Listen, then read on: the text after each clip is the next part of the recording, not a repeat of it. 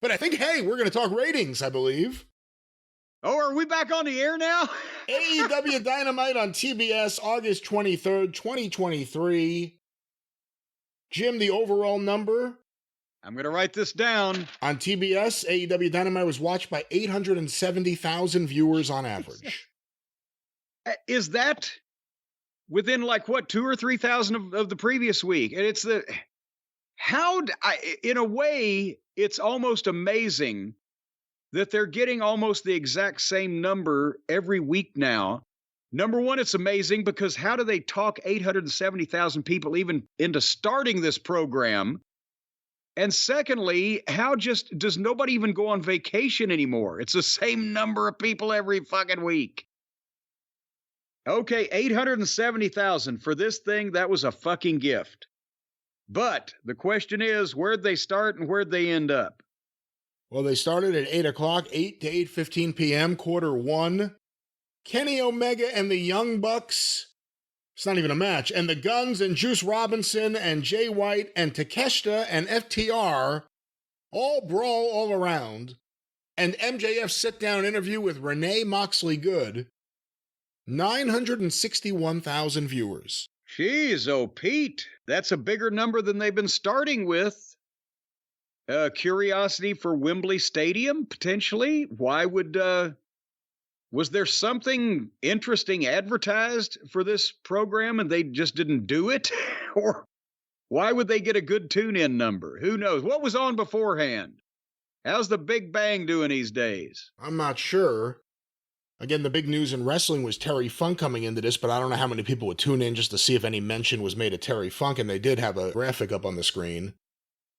But quarter two, Jim, 8:15 to 8:30 p.m., Jon Moxley's entrance through picture-in-picture ads, and Jon Moxley versus Rey Fenix, once again with picture-in-picture, 865,000 viewers.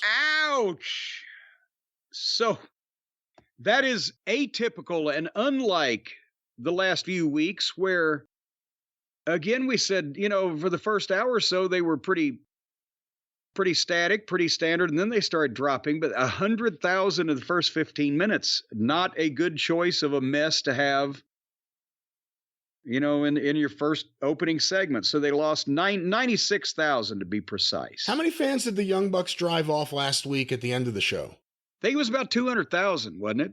Well, in that one quarter, it was they were 200,000 lower than when they started. In the one quarter, it was six figures, but not. Yeah, I think it was pretty much similar to this. It was about 100,000 people, which is telling. Yeah. And also, I think with MJF, I think the viewership may appreciate the in-ring stuff with a live audience more than the sit-down stuff. But that's just my 2 cents. Segment 3 or quarter 3, 8:30 to 8:45 p.m. The post-match of Moxley versus Phoenix with the Blackpool Combat Club, Eddie Kingston, the Best Friends, Orange Cassidy, Ortiz, Mike Santana, Penta. Then is an ad break, and then Phoenix is loaded into the ambulance, and then a Sammy Guevara promo interrupted by the Appreciators, 915,000 viewers. Holy shit. So you mean to tell me that another 50,000 people came back they said, fuck it, let's just make sure that the Buckaroos are not on anymore and it's safe to come back? What? Between the first segment being a mess and then segment 2 with all of the things that you mentioned being just, Moxley and the rest of the Gaga. Okay, so they bumped back up 50,000. It's safe to go back in the pool. And by the way, these were compiled by WrestleNomics. Quarter 4, 8:45 to 9 p.m. The Chris Jericho-Will Ospreay contract signing, an ad break, and the Adam Cole sit-down interview with Renee Moxley Good, 899,000 viewers. And they dropped back 16,000. Not that major of a change, but not going in the right direction. Quarter 5, the big 9 o'clock hour. Darby Allin and Nick Wayne versus A.R. Fox and Swerve Strickland with picture-in-picture, 886,000 viewers. Again, just dropping 13,000, not bad in and of itself, but now they're down 30,000 from the Q3 increase they got. And from their average, it looks like this is not telling a good tale for the last 45 minutes of the program. Q6, 9:15 to 9:30 p.m. The post-match with Brian Cage, Christian Cage. Hey, it's the Cage brothers. Luchasaurus. And that's it.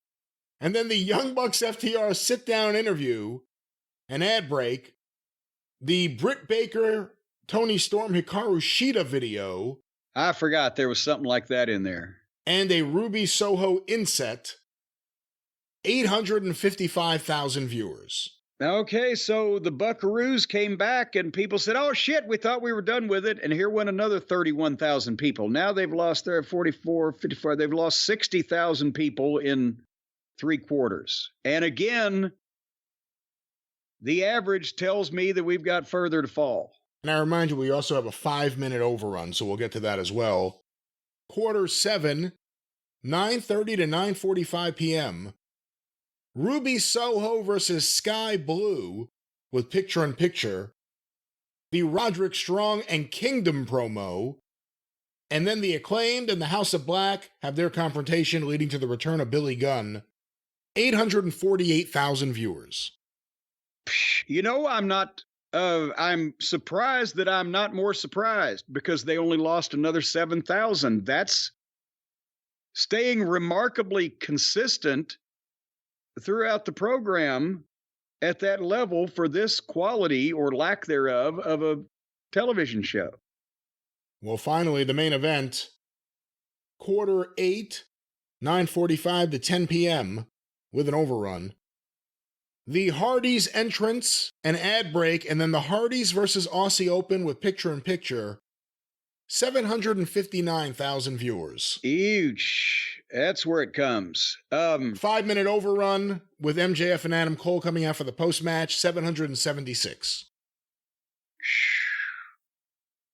So that was 90,000 people. That was 89. On top of the... Jesus Christ. So I'm trying to do this math in my head. They started with a bigger number than normal. They managed to keep halfway consistent throughout the program and even gain a little bit in Q3, even though it was a downward trend after that. But then people got to the last 15 minutes and said, fuck it. And they ended up 202,000 down from where they started by the end of the 2-hour time period, which is over 20% again. Because how much of that can you sit through? I am shocked and amazed that the second hour doesn't tank worse than it does on these programs the last few weeks. And I guess we've figured out now that the AEW audience on Wednesday nights that will be interested in this is somewhere around 900,000. And a few big bangers are hanging on. But they're mostly at 800 and something through the program. And then if the Buckaroos or something as lame as this are on the last segment or two, they're going to finish up in the 700s.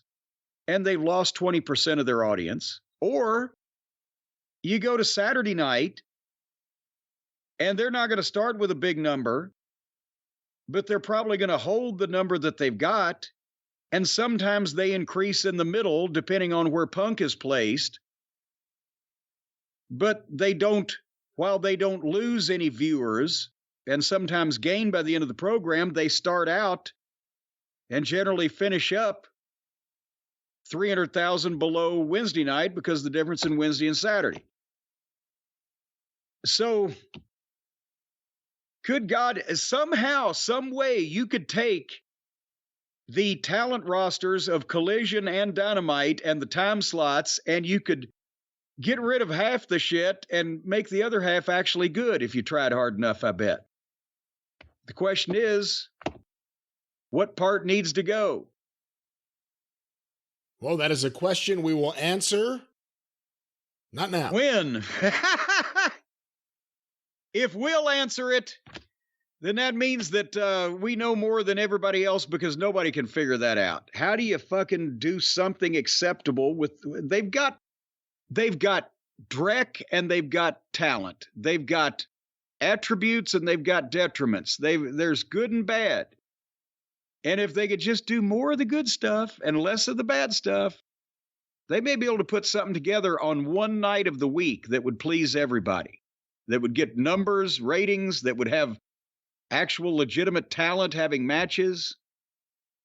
But instead, they've got 3 weekly programs, one of which nobody's going to watch. The people that like Wednesday and the people that are on that probably don't want to watch Saturday and vice versa. And nobody remembers that Friday is even a thing still. So there you go.